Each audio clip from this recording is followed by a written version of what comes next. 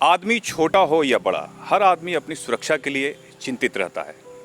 ऐसे में देश और दुनिया में सरकारी सुरक्षा भी उपलब्ध है और निजी सुरक्षा भी उपलब्ध है। सरकारी सुरक्षा और निजी सुरक्षा दोनों में कितना अंतर है, इन सारे विषयों पे हमारे साथ बात करने के लिए मौजूद हैं राकेश जी, हमारे साथ मौजूद हैं, मुकेश भारद्वाज जी मौजूद हैं और हम पार्टी के जो प्रवक्ता हैं दिल्ली के शिशिर कोंडिली जी मौजूद हैं और दीपक कुमार जी हमारे बीच मौजूद हैं।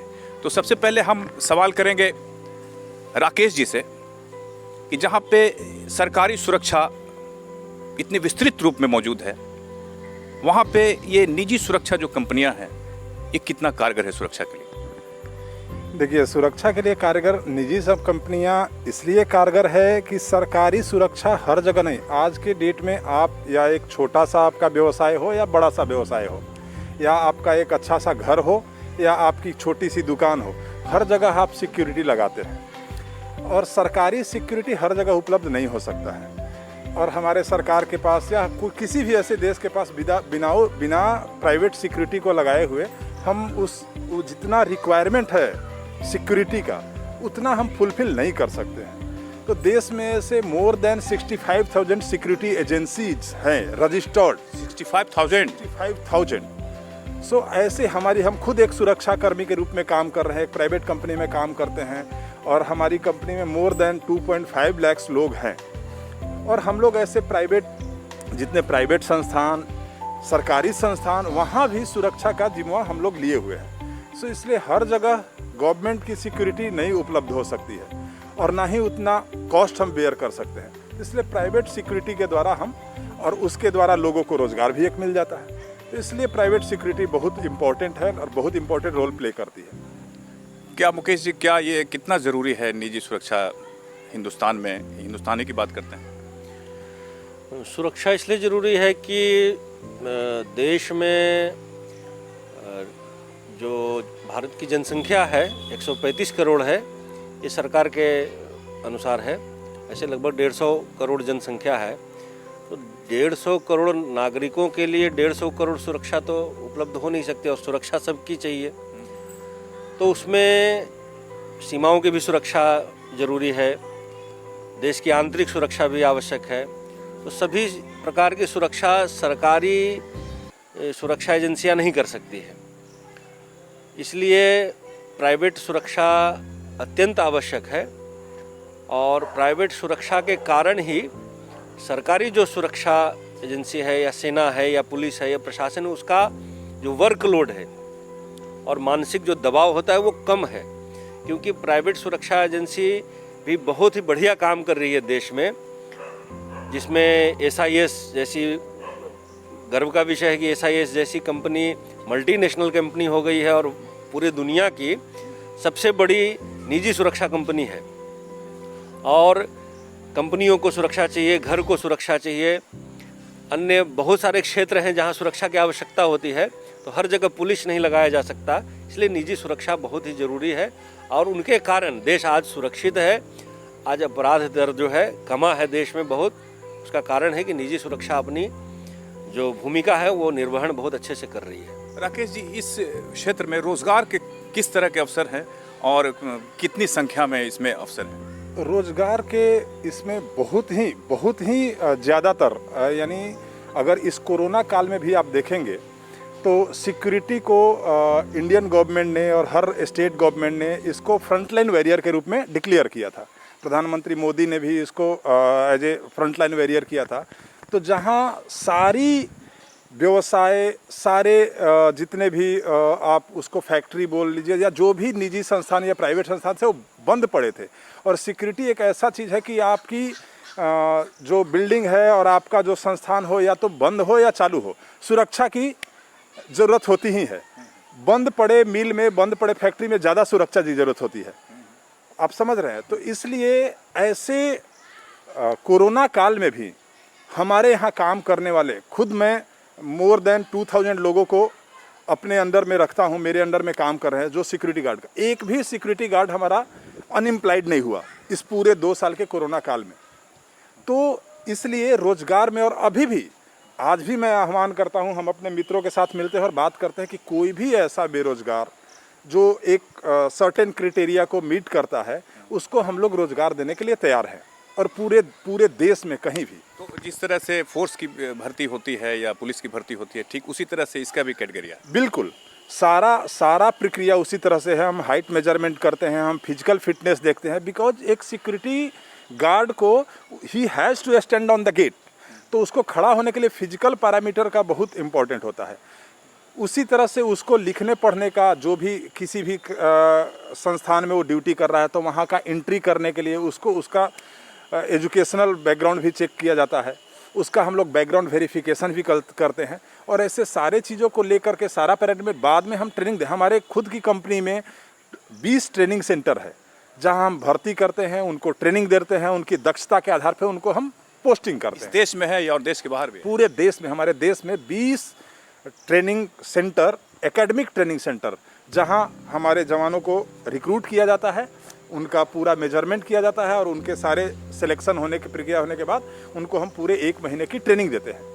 ये तो बहुत बड़ा अवसर मिलता है, रोजगार का एक बहुत बड़ा अवसर है इस क्षेत्र में। खुद हमारी कंपनी में मोर देन 2.5 लाख एम्प्लॉयड हैं, और उसमें से आप बिलीव नहीं करेंगे, मोर देन 1.8 लाख जो लोग हैं वो बिहार के रहने वाले हैं। मैं खुद बेंगलोर में रह कर के काम करता हूं, और हमारे यहाँ हमारे साथ काम करने वाले बिहार के, ऐसे जितने भी ग्रामीण लोग के परिवेश में रहने वाले लोग हैं, सारे लोग जाकर के वहाँ रोजगार, तो रोजगार का बहुत ही अपॉर्चुनिटी है, बहुत अपॉर्चुनिटी है। चलिए, बहुत अच्छा है। हमारे साथ शिशिर कौंडिल्य जी हैं। शिशिर कौंडिल्य जी, सरकारी सुरक्षा, निजी सुरक्षा के रहते हुए भी अपराध हो ही जाता है, क्या कहें? देखिए, अपराध का जो दायरा है, अब अपराध एक मानसिक स्थिति है, समझ रहे हैं? कोई अपराधी है, किसी को चोरी करना है, वो उसकी मानसिकता है, वो चोरी करेगा। किसी को कोई प्रोफेशनल क्रिमिनल हत्या करते हैं उसको, ये उनकी मानसिक स्थिति है, मानसिक मना स्थिति है। तो बहुत ज़्यादा तो फेयर ऑफ लॉ के तहत ही उसको कंट्रोल किया जा सकता है, लेकिन जो ये निजी सुरक्षा एजेंसी है वो उसको प्रोटेक्ट करती है। वो भी एक मतलब कानून के दायरे में, जैसे जो पुलिस को कह लीजिए कि अधिकार है, वो निजी सुरक्षा कर्मियों को अधिकार नहीं है।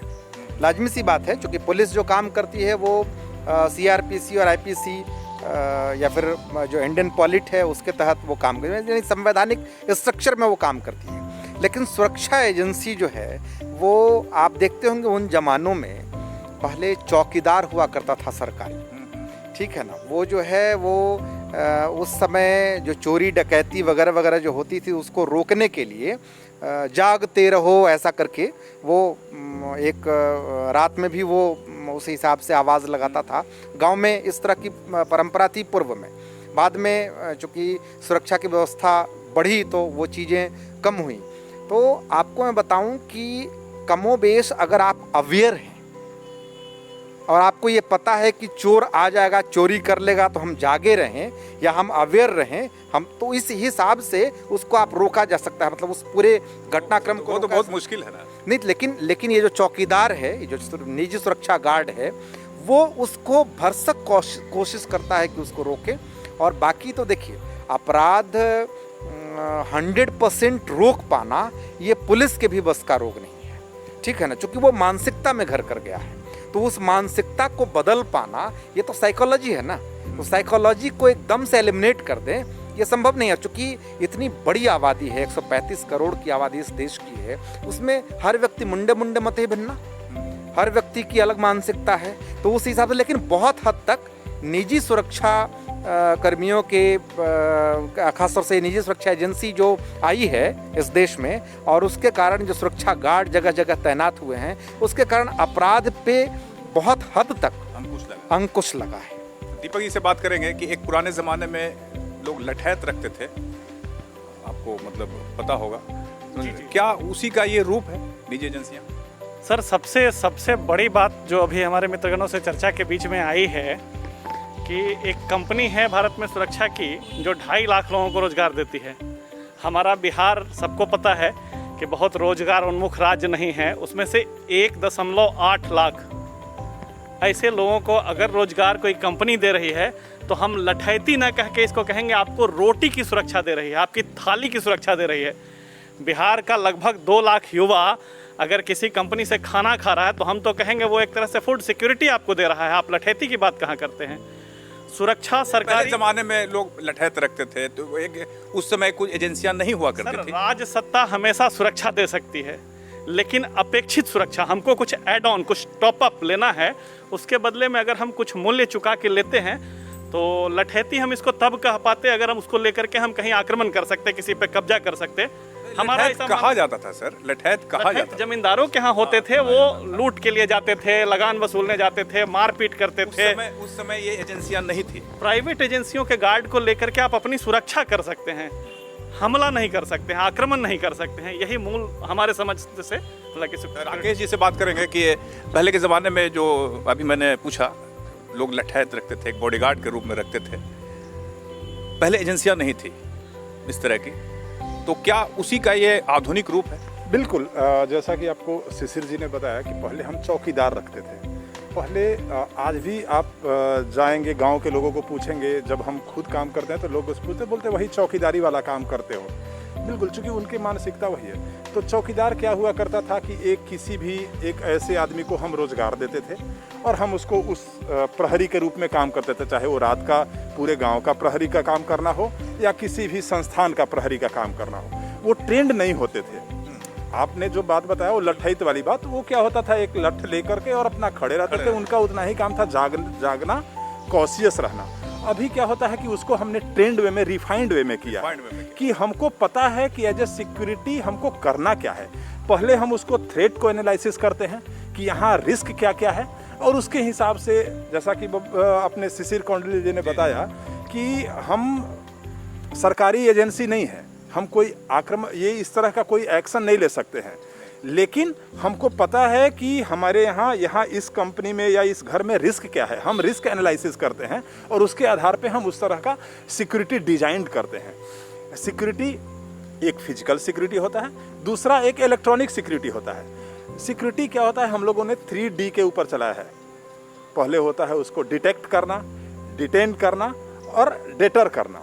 ये 3D के आधार पे हम सिक्योरिटी चलाते हैं। तो उसके लिए क्या होता है, जैसे आज इलेक्ट्रॉनिक सिक्योरिटी आप देखते हैं, आप एयरपोर्ट पे जाते हैं तो DFMD देखते हैं, जो डोर फ्रेम होता है, HHMD होता है। These are the tools. अभी इतना टूल्स आया है और टूल्स को लेकर के हम इस तरह से काम करते हैं। तो हम अभी ट्रेंड वे में सिक्योरिटी लगाते हैं, तो इसलिए वो लठैत वाला जमाना गया। अभी हम ट्रेंड सिक्योरिटी, जिस तरह का आपको सिक्योरिटी, चाहे आपको पर्सनल सिक्योरिटी की ज़रूरत हो या फिर आपको आपके संस्थान के लिए सिक्योरिटी की ज़रूरत हो, तो हम उस तरह से ट्रेंड करते हैं, उस तरह से लोगों को वहाँ डिप्लॉय करते हैं। बॉलीवुड में भी आपके द्वारा जो है, मतलब बहुत सारे बॉलीवुड के ऐसे एक्टर्स हैं, नवजोत सिंह सिद्धू हैं, और ऐसे बहुत सारे सेलिब्रिटी हैं जिनके यहाँ हमारे प्राइवेट सिक्योरिटी लगे हुए हैं, as a personal security bodyguard. तो ये थे हमारे साथ 4 मेहमान, राकेश जी, मुकेश भारद्वाज जी और शिशिर कौंडिल्य जी और दीपक जी, निजी सुरक्षा और सरकारी सुरक्षा विषय पर चर्चा करने के लिए। कई बातें निकलकर सामने आई कि निजी सुरक्षा देश और दुनिया में कितना ज़रूरी है, क्योंकि सिर्फ सरकारी सुरक्षा के मद्देनज़र हम सब कुछ ठीक नहीं कर सकते हैं। इसलिए निजी सुरक्षा बहुत ज़रूरी है, और निजी सुरक्षा में रोज़गार के अनेक अवसर हैं। और ये मैंने अभी कहा कि पहले के ज़माने में लठैत हुआ करते थे, तो बहुत अच्छी तरीके से जवाब दिया हमारे राकेश जी ने, किस तरह से उसका एक आधुनिक रूप निकलकर सामने आया है। तो आज इस विषय पर यहीं पे रुकेंगे और अगली बार नए शख्सियतों के साथ आपकी बातचीत कराएंगे, बातचीत सुनाएंगे। दीजिए इजाज़त, नमस्कार।